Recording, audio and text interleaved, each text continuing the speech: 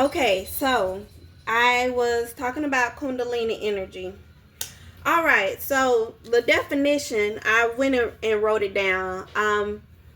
I read a few books about it. A lot of people are familiar with Kama Sutra and things like that. And I remember kind of like getting interested in this kind of young. I'm a Scorpio. Um, I'm a sun sign Scorpio, so I have kind of always been a little bit more interested in things that are occult, things are beneath the surface, what's hidden, things like that. So, um, I think I started learning more about Kundalini, Kama Sutra, manifesting. I kind of really remember like reading about this stuff when I was young, and really being like indulging in it, especially like astrology. I remember I used to it was this bookstore in the West End, and I used to go in there and buy all the books that had something to do with astrology or sex or magic, things like that. So it's just always been something I was interested in. I don't feel like it's anything wrong with it. I feel like it is, if the information is out there, find out more about it, read up on it. You don't have to always agree with it, but it's good to have knowledge. So, yeah, my daughter fussing at my dog. So, child, them dogs. Ugh. So, anyway, Kundalini. Kundalini energy is represented by the snake. A lot of the times when we see t-shirts that have like this colorful snake on it, or earrings or rings. I think I have a couple of rings. Um, Also, it is one of the, like, the medical symbol. It actually has a Kundalini snake on it. So if y'all ever get a chance, if you want to, you can go and look it up. But Kundalini is this energy that we have spiritually, that we have that lies dormant at the base of our spine. Apparently, and I'm gonna get the information about. There's a man that teaches. He teaches about crystals and Christianity, and he teaches like, the hidden meanings of what the Bible is trying to describe and what Jesus was trying to describe. He kind of shows how the Bible is metaphorical in describing life and the life processes. So one of the things that he talks about is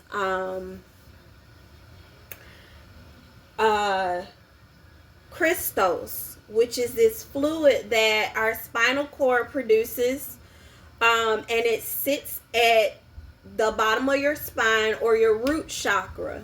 Your root chakra is your sex organs, your womb, and it is represented by the mantra that's I desire. One thing about a Scorpio, most people misplace or misdescribe Scorpios as being overly sexual, but it's because they relate Scorpios to the root chakra, meaning they kind of rule over the genitals, they rule over the lower frequency states. But in order to activate the Kundalini energy, you have to start at the base, the root chakra. So what else I want to talk about with Kundalini? It can lie dormant at the base of your spinal cord, meaning it can sit there for however long. You know, if you're not exercising regularly, not eating properly, doing drugs, what else?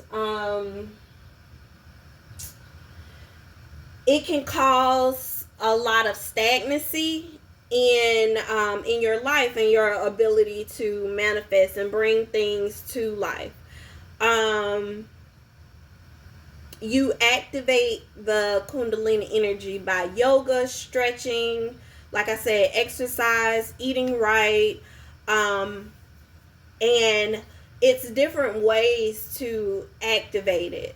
Now here's a thought that I've been and I'm gonna keep cooking, y'all, because I totally this subject is like, it's crazy because I had already made a video about Kundalini a while ago, but see, I was driving when I made the video, and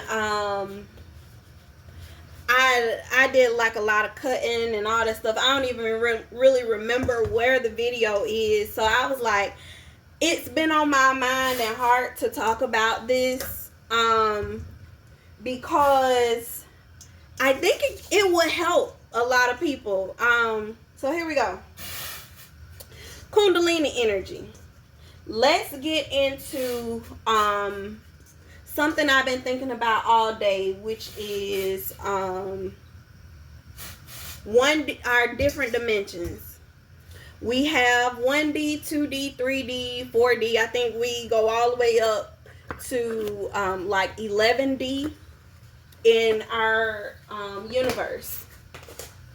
A lot of people are familiar with 1D, 2D, 3D, and oh my God, I'm gonna show y'all. Hold on. Okay, here we go. I'm back. So I'm, like, I don't consider myself an expert in stuff. I feel like I am still studying, and I'm just passing on information that I learned that can possibly help somebody or not. You do what you want to do with information. Some people might be able to even exceed me in learning this information, but I think it's pretty cool. So 1D is represented by a point, just a regular point. So when we think about 1D, when we were in class, in school, we were learning about how you would place a point on a x-axis or a y-axis or something like that. In our world, it would be focusing on something, So 2D would be a line. 2D would be a line. 2D would be there is a cartoon movie, and I think y'all should try and watch this. I think the movie is pretty funny, but I'm kind of like into, like, I'm a silly person anyway. But so there's this movie called Harold and the Purple Crayon. It's basically about this man who exists in our 3D reality, and he draws a character in a book, and everything in the book is drawn with this purple crayon. Harold is the character. He goes throughout his life in this book, creating things that helps him and his friends solve problems and solutions. So one day, the author, who is the man who's in the 3D, stops drawing, and Harold, the character that's in the 2D, decides he wants to figure out why the author stopped drawing, stop writing in the book and all that. So he draws a door and comes through to the 3D, and all this fun, cute little It's really cute if you want to watch it with your kids. But if you are into metaphysical stuff, quantum realities, learning more things about spirituality, there is a double meaning to the movie, even though it's funny and it is meant for kids. So 2D, this is what we're talking about. So I want to say that entities that live in the 2D, it would be, let's say, like this stick figure that I'm drawing right now. Entities that live in the 2D aren't conscious. We make them do things when we make like cartoons and things like that.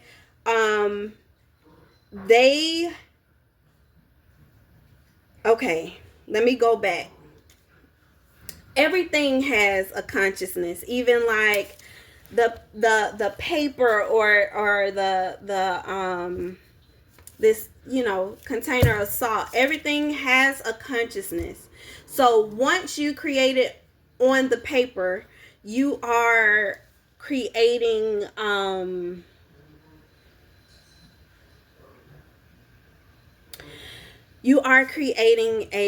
conscious being, a being that is aware of or a thing, an object that is becomes aware of its surroundings, even if it doesn't have the ability to have complex emotions, to feel, to it doesn't have the same senses as us. It still is a manifestation. Woo, this is getting so deep, y'all. It's a lot. Okay, I'm gonna move forward with it, but I do want y'all to look up the consciousness of things, and it'll help describe it a little bit better than I can do it. But I'm gonna move on. So 3D would be us, and 3D would be us because we can touch, taste, feel, am I getting this wrong? Give me 1 second. Okay, y'all, so I'm back. I'm sorry, I had gotten mixed up. So you remember back in the days where we used to draw the lines and connect the lines some kind of way. I'm messing this up. Oh my God. But you know, you would get like this cube. That's representative of 3D. 3D takes up space. It is also would probably exist on a flat surface or like in a computer, something like that. Let me see. It has dimension, it has length, width, but it doesn't have time. So when we go into the 4D, then we're talking about ourselves. Okay, y'all, this is a lot, and I might get some stuff wrong, but I'm just kind of relaying, trying to get to a point about Kundalini energy and manifesting. So I think something that I was thinking about today, and if anybody can share with me, you know, maybe what my thoughts, what I was thinking about today. But today, I was thinking about how you shine a light into a prism, right? And the light that you shine into it is yellow, it's white. But when it goes through the prism, it becomes a rainbow. So one of the things I was thinking about today is the rainbow the 5D? Is the rainbow the next dimension because the way that we can put something into a shape and then it goes through the shape and changes, is it illuminating that there is something, else, something next? I don't know. If you know anything about the topic, I would love to learn more about it. I read up on stuff. But we're going to get back to how this relates to Kundalini energy. All right. So, here we go. So, when it comes to doing drugs, anything that you abuse, it puts you in a lower frequency. I don't necessarily feel like, and this is my honest opinion, I don't feel like all drugs are bad. I do feel like there are some things that are put here in order for us to elevate or to activate the Kundalini energy. And we can get into things like what they call them. Is it psychotic? I'm probably wrong. But psychedelics, that's the name of it. Psychedelics, they tend to help people to see in a different way, I guess. So in this instance, I would probably be talking about I haven't experienced a wide range of psychedelics, but I would probably think like mushrooms, marijuana,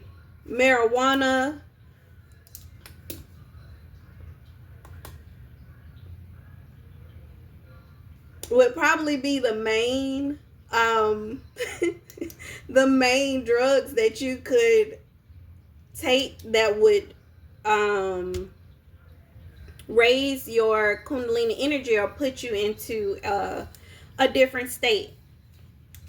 So when you back to how that relates to dimensions, when you abuse and overdo drugs or lower yourself into a frequency that's so low, a thought came to me. I was like, is it possible that people can do so many drugs that they actually descend and enter into a lower dimension where they feel flat? And me thinking about that is I was thinking about how if it's a lower vibration and it exists in a lower dimension, right? So the lower dimensions would be 3D and 2D. So if negative energy, negative entities, negative attachments, demons, if they can access us in our 4D space, how are they reaching us? What is it that we're doing that is allowing them to be able to come into our dimension? And one of those thoughts was, is it possible that people abuse drugs, alcohol, each other? Because you can abuse people's emotions, you can abuse yourself physically, you can enter into such a low mindset that you actually introduce yourself to these lower dimensional energies and creatures and bring them back to your reality. And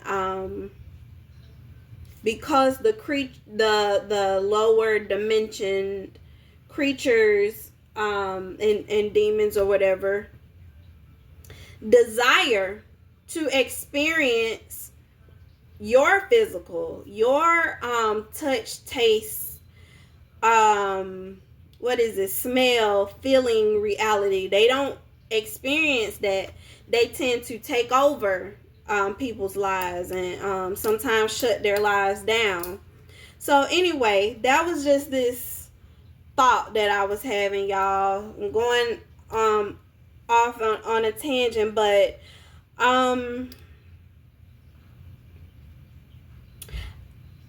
I was saying that because there are actually, I was looking up something, and I remember a while ago, I was dating this guy, and whenever we would be intimate, I would fall asleep and I would have like these nightmares, and the nightmares were of like these strange entities and creatures just like doing all kinds of weird things. And it got to the point to where I would wake up with sleep paralysis. I would wake up and I would think I'm screaming, but I'm not. I would think I could move, but I couldn't. And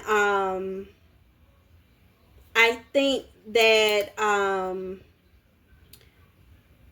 some kind of way I had introduced myself to a lower energy. And so that's where I'm trying to lead to the Kundalini energy. So this particular lower energy kind of thrives on your ability to manifest, but it uses or takes or eats your Kundalini energy, which is in the base of your spine. So I'm gonna tell y'all about this wicked dream that I was having for the longest time. It was this it felt like in the dream it was a meat cooler, and it was lots of women hanging in this meat cooler, including me, and they were like strung up by their hands. And there was this entity that would come in and open the women's legs up and consume something, out of them, and it would like make the women like wither, almost like they were being sucked dry. The entity looked like, I'm trying to explain it. I think it's the Predator.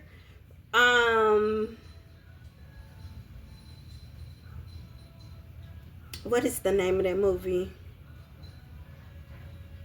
Is it The Predator? I think the name of the movie is The Predator, but it looked like an alien type creature. It was mostly just mouth, and the mouth would open up and it had like these fangs and all that stuff, and it reminded you a lot of a mouth of a spider. So this was one of the dreams that I was having for the longest time, in this relationship. So I started to kind of realize that it had some kind of connection to Kundalini energy, where it was, I will only have the dreams during certain moon cycles, like the full moon or new moon. I will only have the dreams certain times of the month. And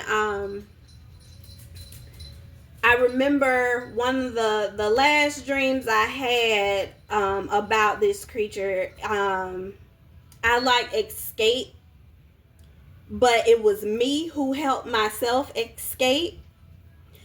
And I came in and like killed the creature took me off of the rack and escaped. So this was like, I think this was like the last dream that I had of it. Um, but what I'm getting to the point. Oh my God! Wait. Okay, so I'm getting to the point where there are lower entities that desire to take this energy from you, and if you allow them to, if you give them permission to, they will, because this energy is so important for creation. It helps you to heal. It helps you to let's see, heal your physical, emotional, your mental space.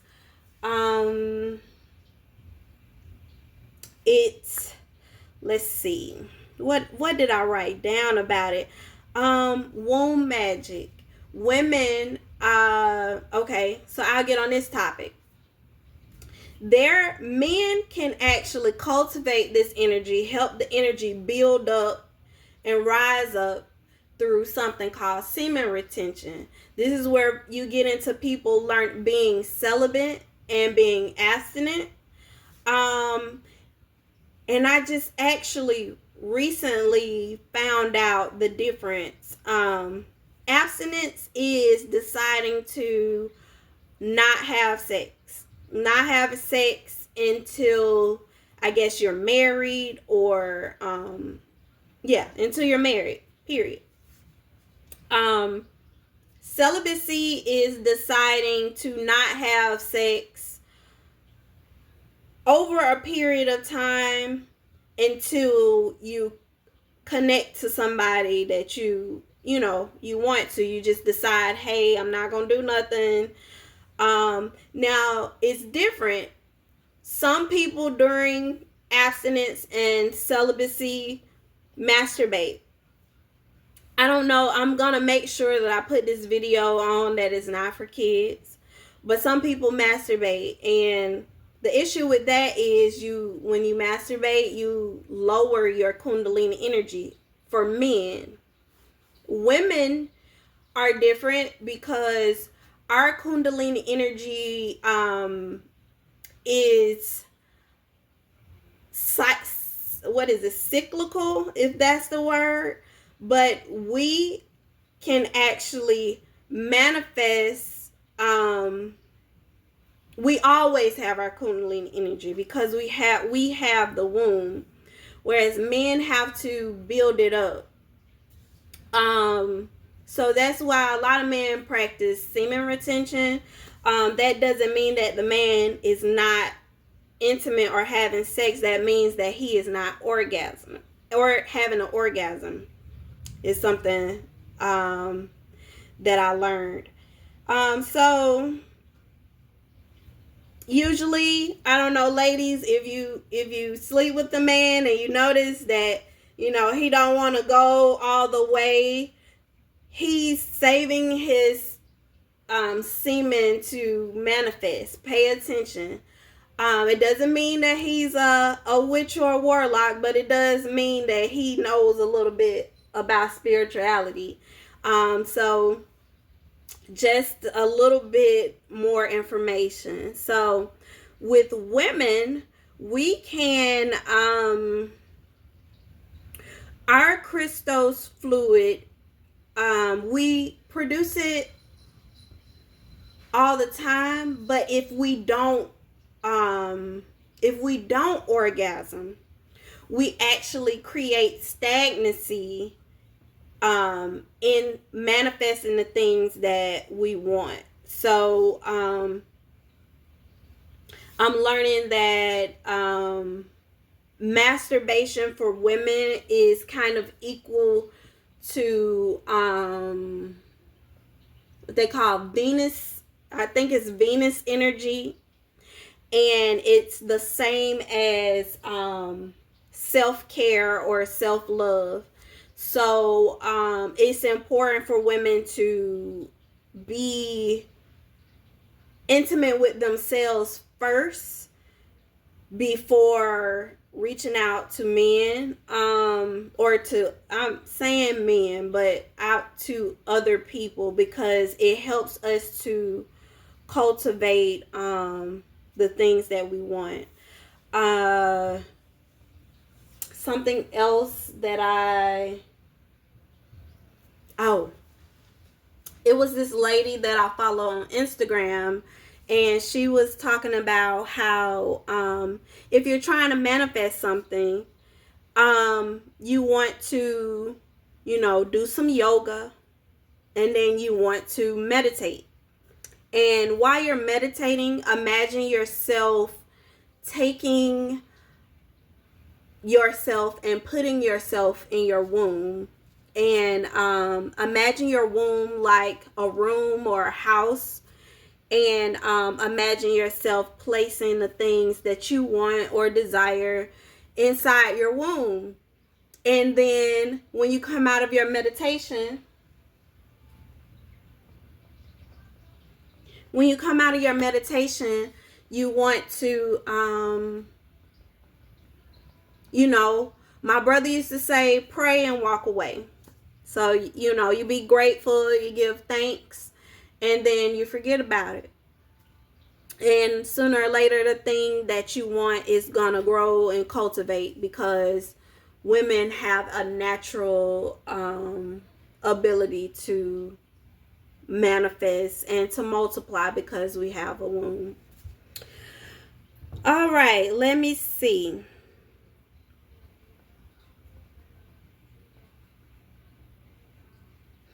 Oh, some people do not produce crystals. So some people don't have that ability.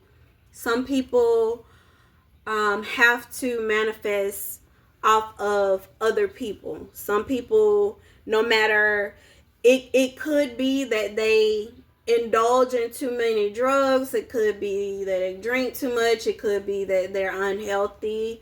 It could be that they are trying to think what this girl called people, but sometimes the people just don't have that activation. They come into this world, did she call them EMPs or something? But they don't have that ability. They have to rely on others in order to manifest. So sometimes that's where you get the guys who sleep with different women, a lot of different women.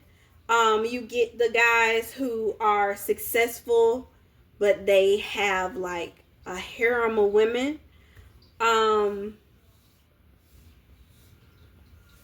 And then you get the guys who are successful and they have one woman. It is because some men and some women are not able to create this Christos energy at the base of their spine, or they don't know how to raise it, but they know how to take it from others and to manifest. And I think that was partially what my dream was about. And that particular relationship that I was in, I think that was what the dream was trying to relate to me, that some people are around just to take from your Kundalini energy in order to make things happen for themselves. So, or happen faster. So, I know it sounds a little bit woo-woo, but this has been around, this type of information has been around for a long time. I want to say thousands, maybe millions, I don't know. But it is actually communicated in our modern religions, but in metaphorical ways. So if y'all are interested in looking some stuff up, I think what I'm gonna do is at the end of this video kind of put some links or something up, or you can message or call me, and we can talk about it a little bit more. I just think it's cool. So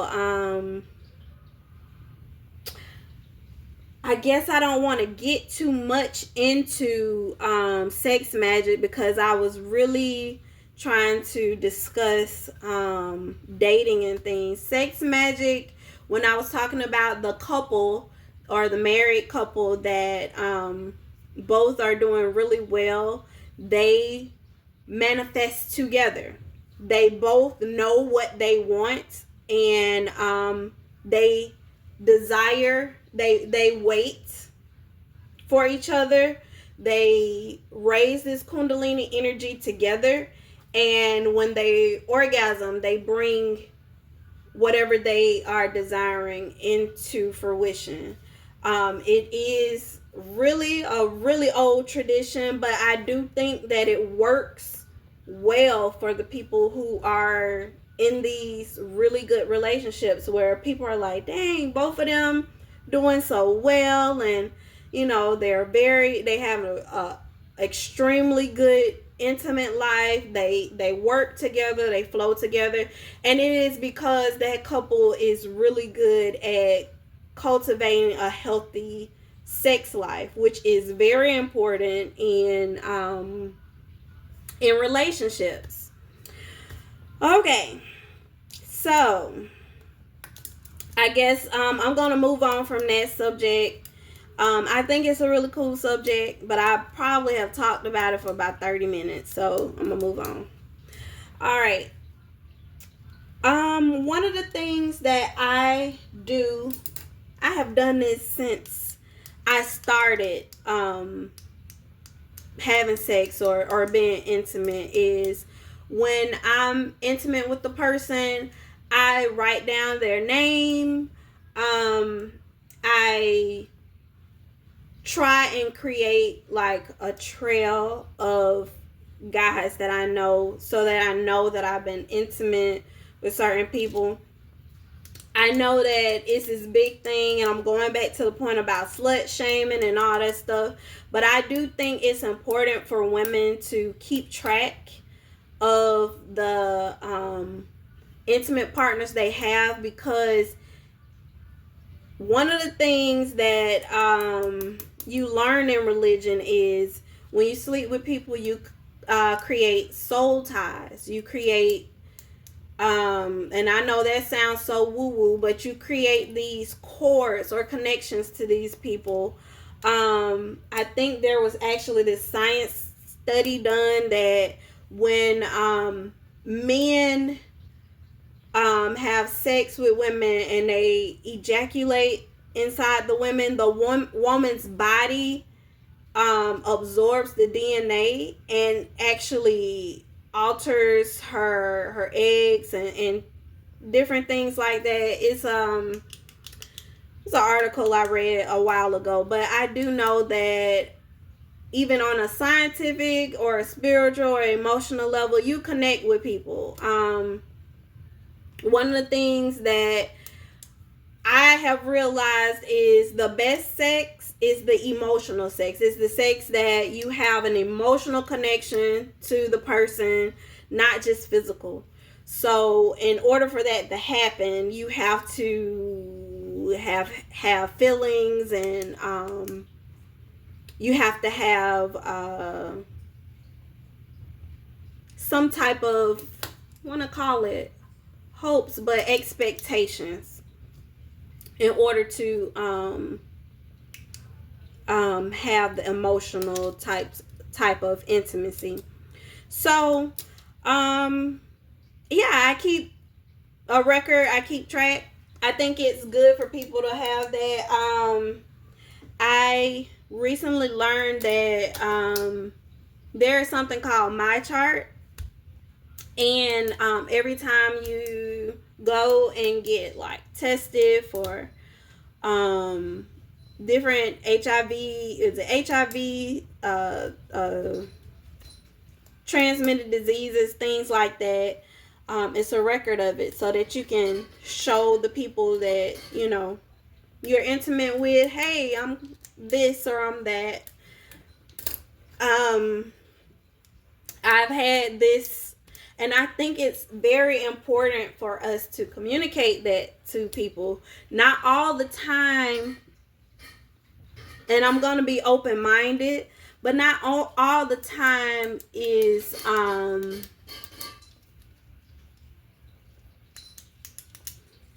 when you are in a relationship and you discover, this is just something that I read.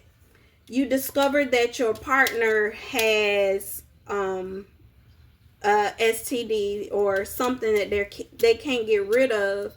Sometimes in those relationships, the person, you know, after the initial shock and what am I gonna do? Sometimes those people decide, we're gonna do this together, we're gonna work through it, and they can actually build and cultivate a healthy relationship, even though both of them have this virus or HIV or whatever, and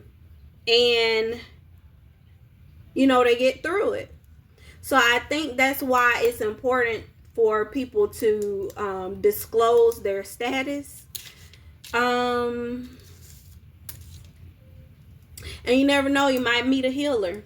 You know, you might meet somebody who can help you almost get rid of certain things. So sometimes, you know, you might be blocking a blessing by trying to be secretive or hiding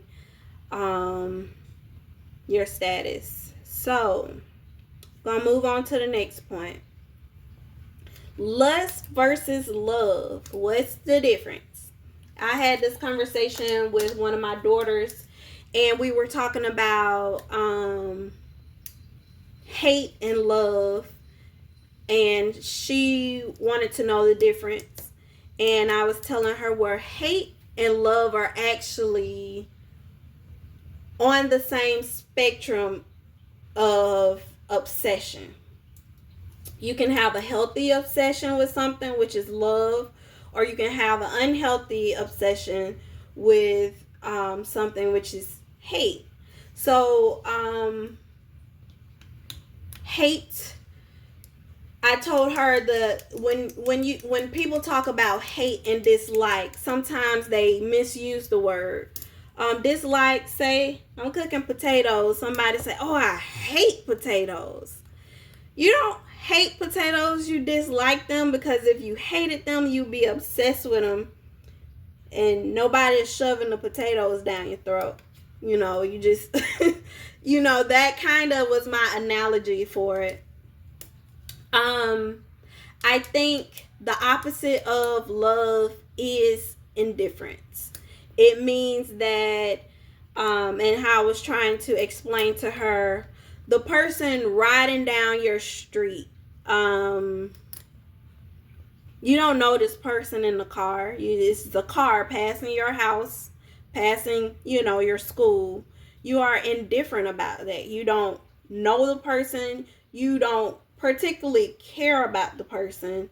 You don't have any emotional connection to that person. You're indifferent. That means you really don't have any care or emotional, physical, mental connection to that person. So that's indifference.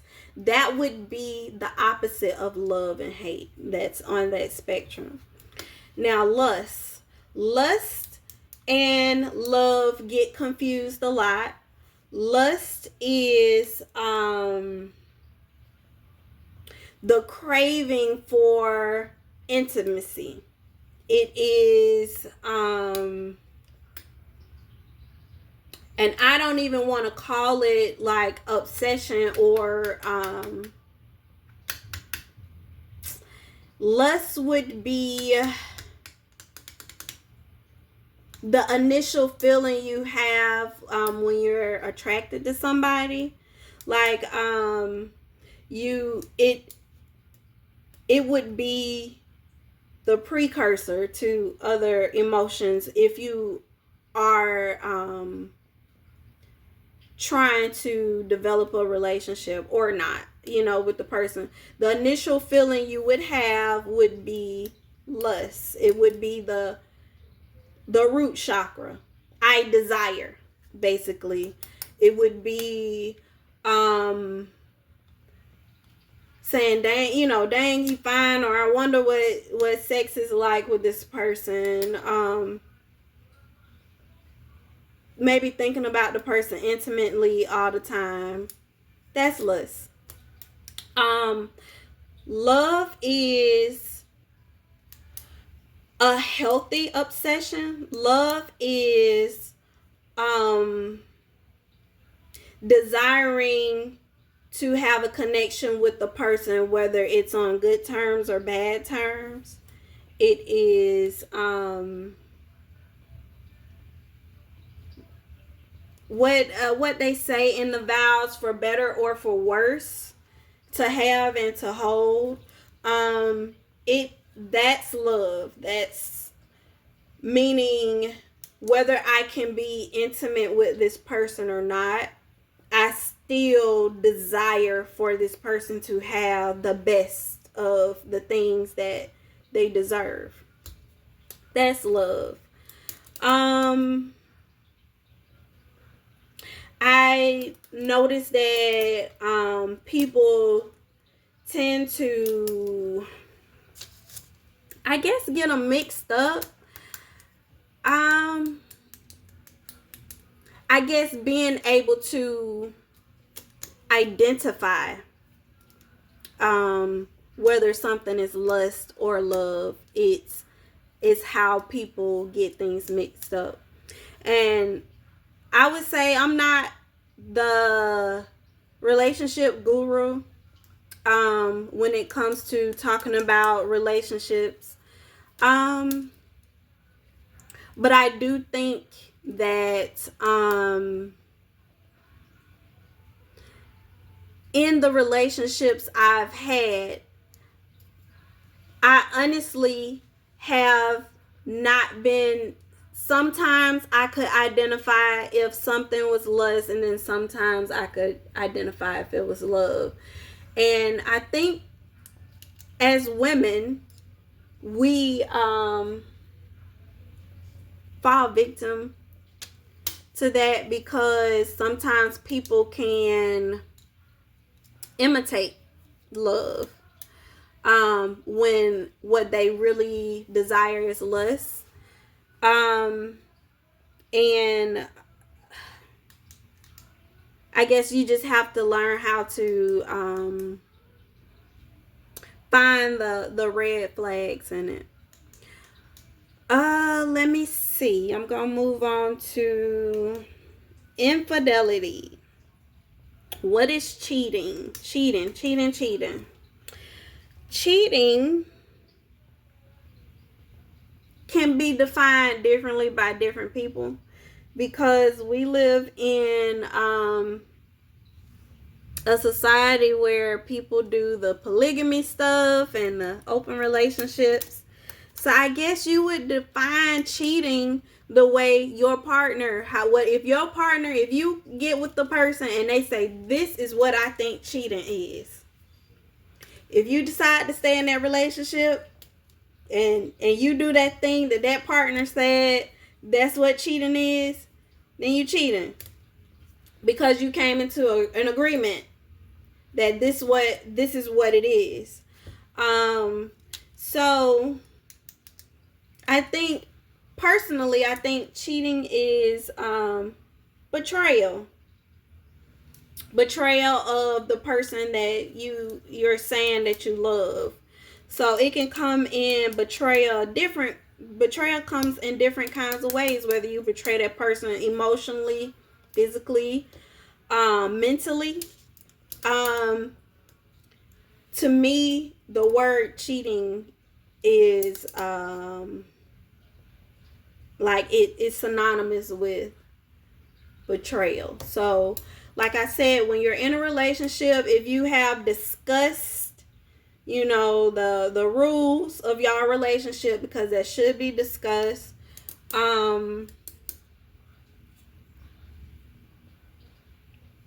then you know what cheating is in your relationship. How I feel about cheating. That's a point that I wrote down. I feel like cheating is, like I said, I feel like it's betrayal in some type of way. Like I said, in our society, people do the open relationship thing, and now it's kind of a gray area to me. I think if the rules have been agreed upon in a relationship,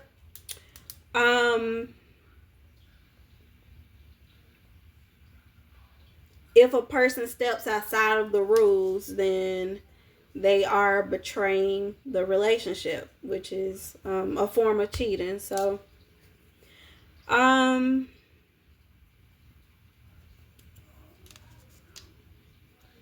let's see. I talked about the Kundalini, where I'm at. What is single for women? Alright. So, like I said, when women are, let me check my potatoes, y'all, because they bubbling. Let's see. Oh my God, they done got soft. Okay. So, I'm gonna start moving around, y'all, because I am going to make some loaded mashed potatoes with everything. I go back and forth with sometimes I eat meat, sometimes I don't. I feel like you gotta do everything in moderation. So that's kind of where I am with meat. So every now and then I do the I do bacon, and that's like my favorite pork product. So please don't judge me.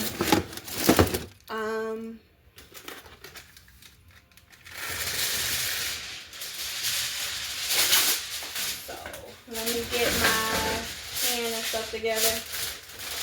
I like to cook my bacon in the oven because I like how the texture is. I like that it doesn't have like that. Some of it is too crispy, some of it tastes burnt and all that stuff. I kind of like to get it. I like to get it that texture. All right. Look, as soon as I said something about bacon, he came in here. Y'all see him? He is so smart, y'all. Somebody come rescue me from this dog. He is so intelligent.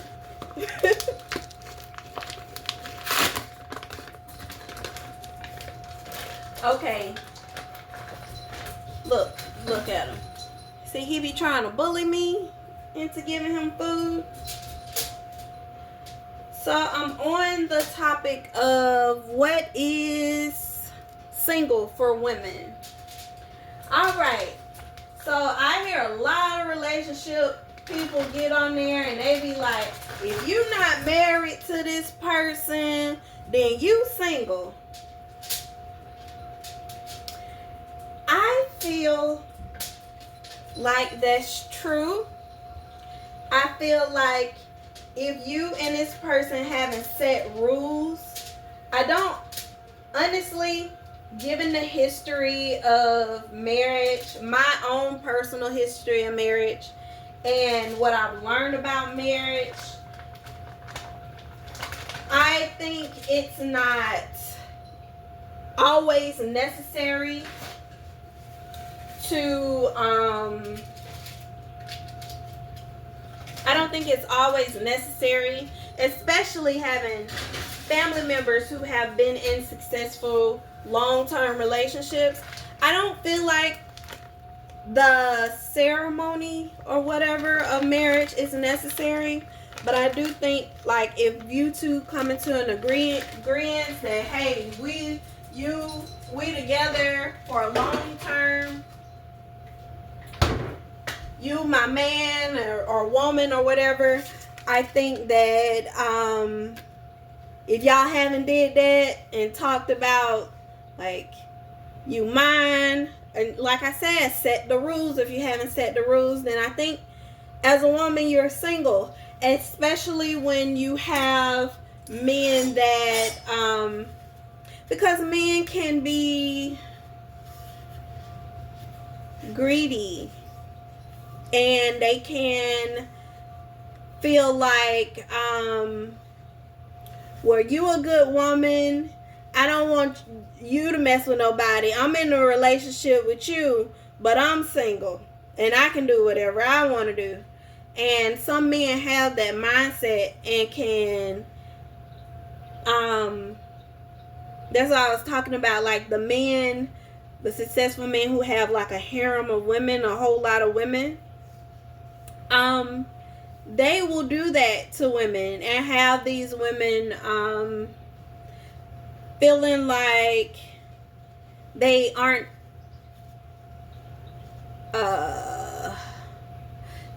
able to date and be in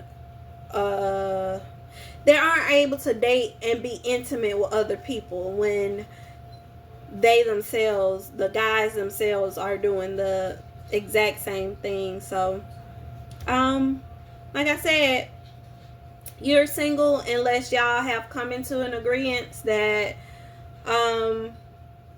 we together and we don't want to, we're only together. We have set these rules that we're going to be monogamous. All right, so that's how I feel about that. Attractiveness and sexual magnetism. All right, so growing up, and that's why I kind of earlier in my video I was talking about how I watch a lot of tarot card readings and all that stuff. Growing up, you know, you start to develop, your body changes, and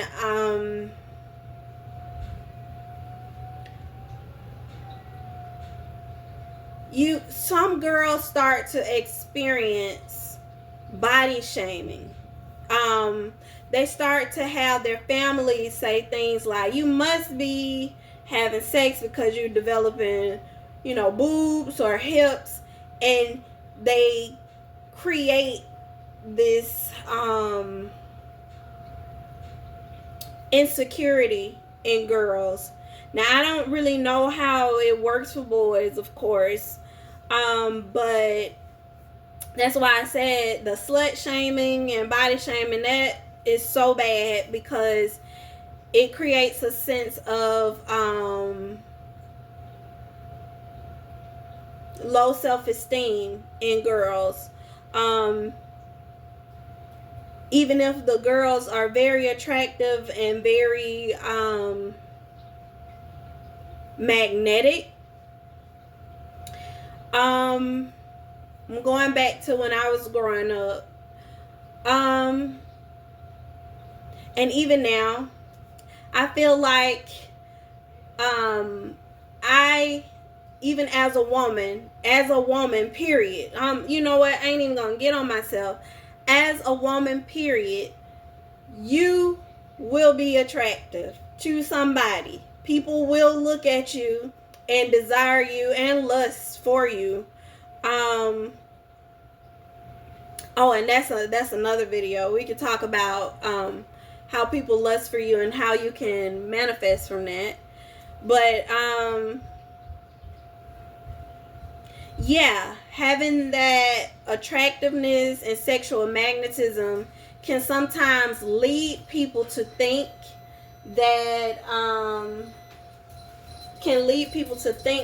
you are promiscuous just because you're shapely or you dress a certain way. And I think it's important not to judge people based on how they are dressed or what their body looks like or what they do for work, because that's not a complete picture of who that person or that woman is. That is just a minute portion of her whole picture. Let me see. I'm going to get into astrology. I know that certain signs have a higher sexual magnetism.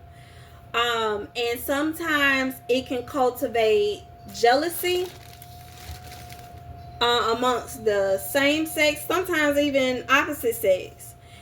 Or it can cultivate a sense of that person being a lustful person because they're beautiful or they dress a certain way and all of that. And I just think, just sharing my own opinion, I think it's bad to do that to people. When we get into astrology, you learn a little bit more about the planets. You learn about people's purposes. You learn about the people's signs, zodiac signs. Some signs are a lot more sexually attractive, or they have certain aspects of themselves that are a little bit more pronounced. Like if you are a Sagittarius, usually Sagittarius have thicker thighs and they have a rounder, more pronounced butt. If you are a Capricorn, usually you have long, elegant legs. Let's see, Pisces. Pisces are very beautiful people. They aesthetically are pleasing and very symmetrical. So just getting into astrology, you shouldn't really judge people on how attractive they are. That okay, their attractiveness means that they are this type of way, because that's not true, of course. And I don't think a person should have to walk around covered up because they're attractive. Like that's not fair. That's not right. If you find these people attractive, that God is doing their job. God is doing the job that he was supposed to do. He created this person to be attractive. A lot of the times our planets just, play into that. If you have Venus, your purpose, Venus in certain parts of your birth chart, which is your astrology, the position of the planets when you were born, it can mean that you are you're very attractive, and your purpose, meaning your life purpose, what you're supposed to do in life, that attractiveness is needed for whatever your purpose is. You have to attract people so that you serve God in the way that you're supposed to. So we will get there. I'll end it there. Let's see. I already discussed focusing on love and relationships. Let's see. Focusing on love and relationships versus focusing on yourself. I think I had another video where I was talking about how I feel like when you get ready to be in a relationship, you want to make sure that you have met yourself. You're in love with yourself.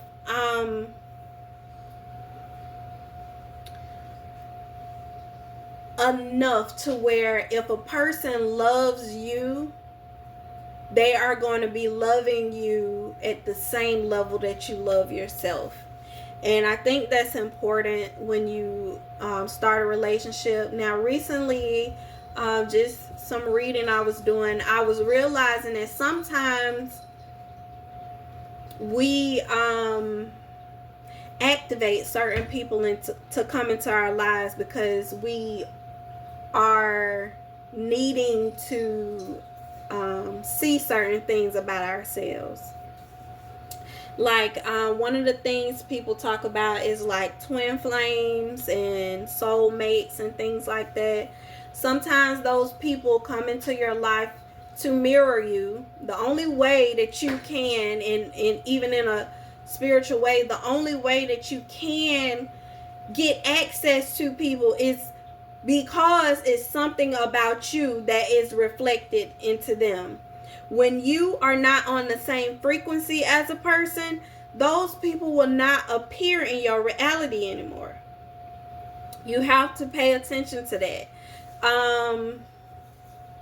So when you start to, cultivate relationships, whether it's friendships or work relationships, new jobs, you want to pay attention to that and think to yourself, what about me is the same as the people that are around me?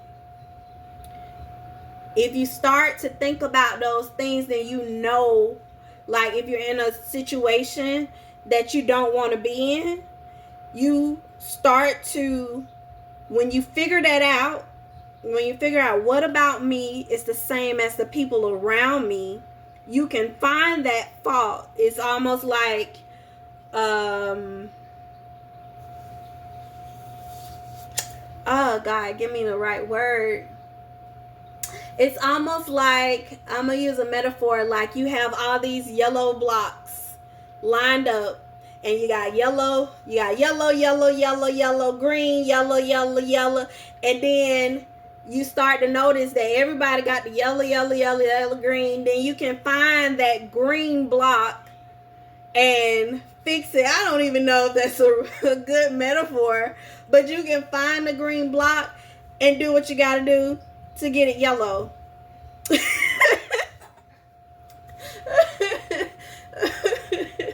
So what I'm saying is, if it's something about yourself that you need to fix or change, just look around you. I know they say that your 5 closest friends are the same. You're the same as your 5 closest friends, but it's not only your friends.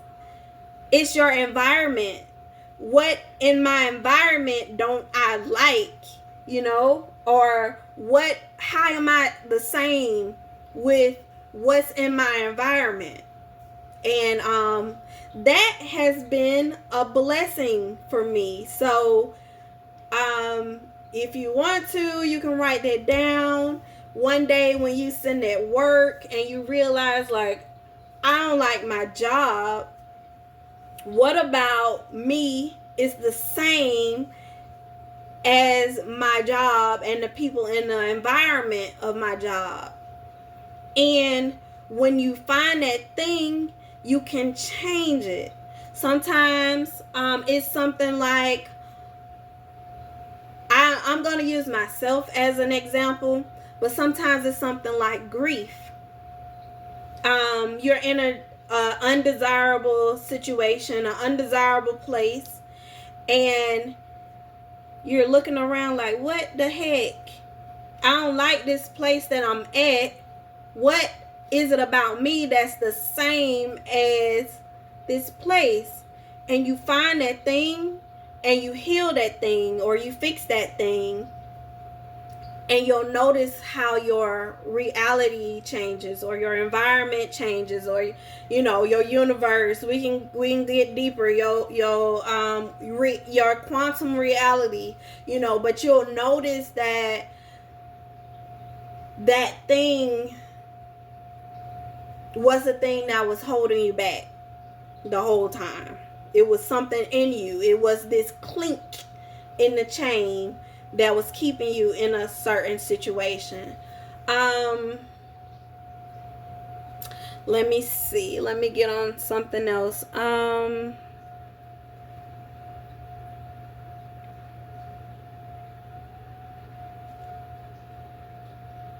Okay, here's something else.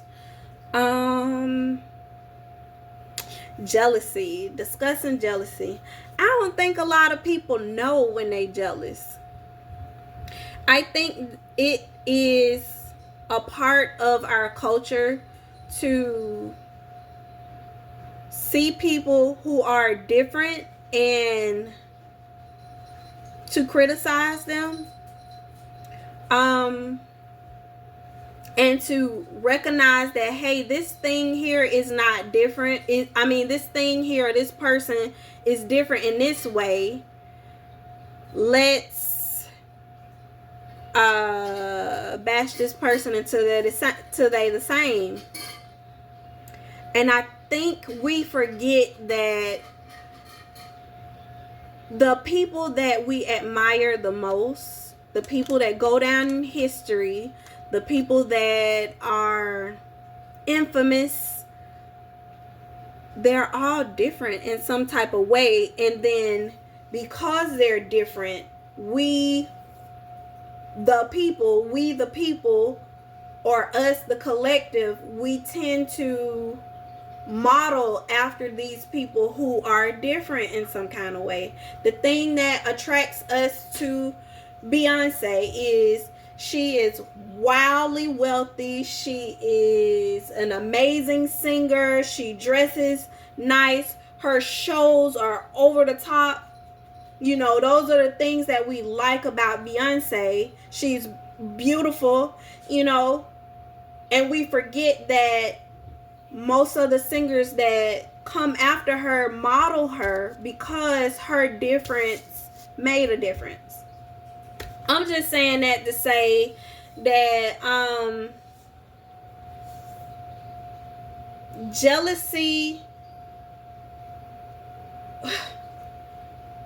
is actually on that spectrum of love and hate that I was talking about earlier in my video. And this video has become so long, y'all. But this is my last point. Jealousy can be experienced from intimate relationships and from platonic relationships and even family relationships. It's just that when a person, jealousy truly is when a person sees something in you and don't realize that it's also in them, and they feel like you shouldn't or should change whatever that thing is. So I guess I got an example, like I remember this lady talking about how everybody is jealous. She was like, we all sitting at the same restaurant, and the table that's next to you came in after you but gets their food first, and you look over to them and you like, how come they got their food first?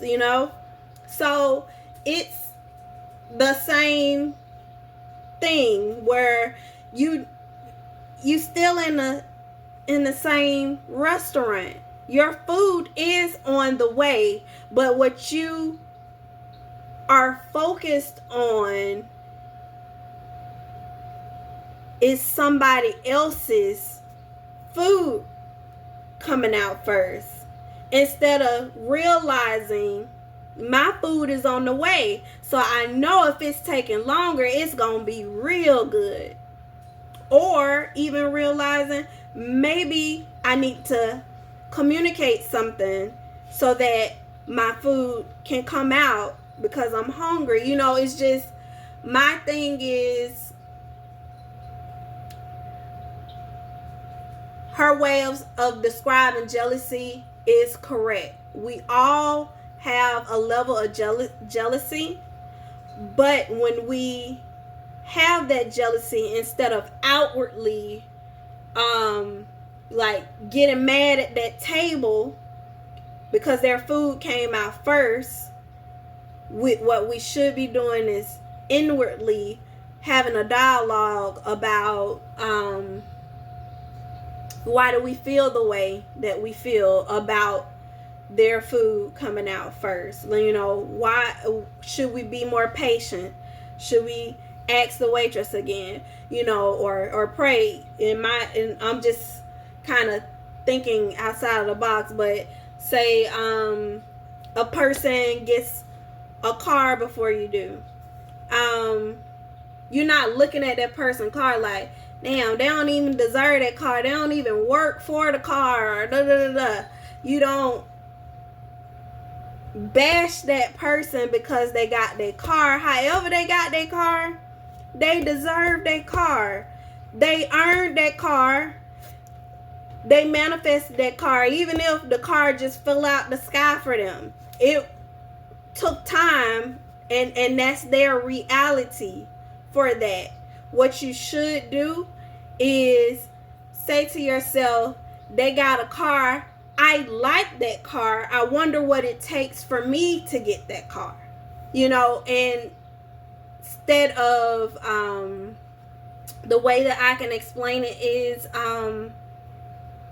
you taking your energy, instead of investing the energy into yourself, you taking your energy and you're investing it outward into realizing what you don't have, and throwing and even evil eyeing the person because they have it, when you shouldn't do that, because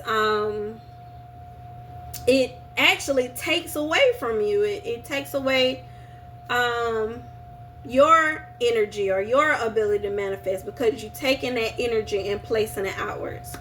So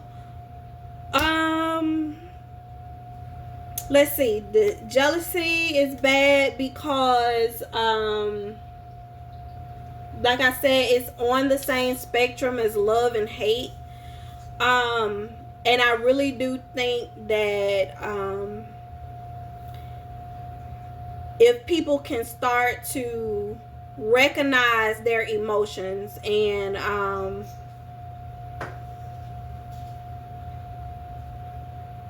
figure out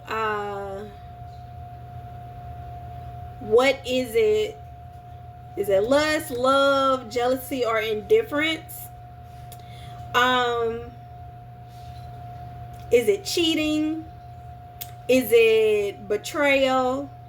You know, is it shaming a person? I'm just kind of getting into a big broad aspect of, I guess, dealing with our relationships. I was talking about how you can be in a relationship with the person and that person can be jealous of you and you don't even know it. So the signs of that would be the person is overcritical of everything that you do. When you have new ideas or things, they put it down. When you are a little bit more happy and excited, they figure out a way to make you, to bring your energy down or bring it low. The only time they seem to be happy around you is when you are in a low energy or low state. Let's see. Jealousy in a relationship would look like a person taking things from you, hiding things from you, cheating,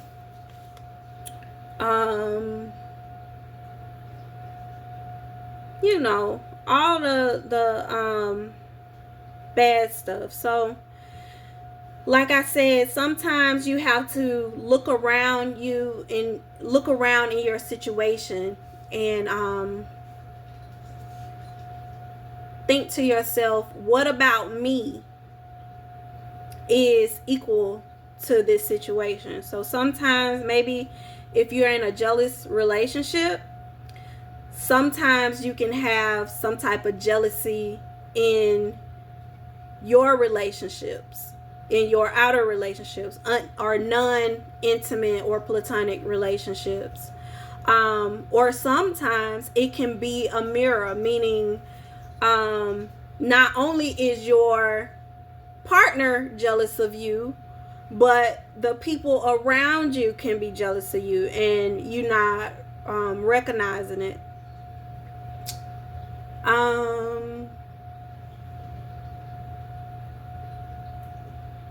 I guess that's when you get into like the mirroring effect. I used to tell my friend how everything that is happening to you is happening around you too. So you know, just pay attention to what is happening to you. And sometimes you can realize, okay, it's a door open to some type of situation. And if I close this door, or if I walk through this door, how does my life change? So I don't specifically consider myself like a guru or a person who has a large amount of knowledge. I just share with y'all some of the stuff that I've learned, and I guess through my life. And I'm pretty sure some people that's been through a lot more and can probably share a lot more information. So if y'all want to talk about it, I'm open to it. Let's see. Yeah, but I think that's it. My video has been super long. So if y'all are gonna sit through this video, I'm probably gonna cut some out. But yeah, I think this was awesome topic to talk about, especially the Kundalini part. So if y'all want to share dialogue about it, that would be so cool. Just message me or hit me up. All right, I hope y'all have an amazing day and talk to y'all later.